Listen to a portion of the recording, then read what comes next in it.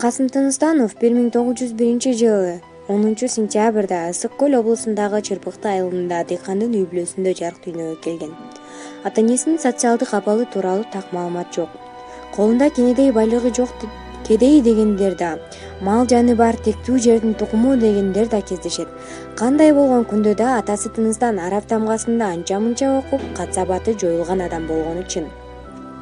Ал уулунун окууга болгон шыгын байкап, жашы 8-ге жеткенде айылдагы молдодон билим алууга жөнөтөт. Диний мектепте 3 жыл арабча тамга тааныган соң Касым Сазановка айылында башталгыч мектепте окуп баштайт. Жаш кезинен эле илим-билимге, адабиятка катуу кызыккан Тыныстанов дароо эле окуучулардын алдыңкысы болуп чыга келет. Тилчини окуучулук кезинен бери жакшы билген окумуштуу Кусейин Карасаев жаштайынан эле башкалардан айырмаланып турган таланттуу инсан эле деп эскерген жайы бар. Бирок болочоктогу илим-поз үчүн айыл жергесиндеги жөнөкөй мектептер берген билим жетишсиз эле.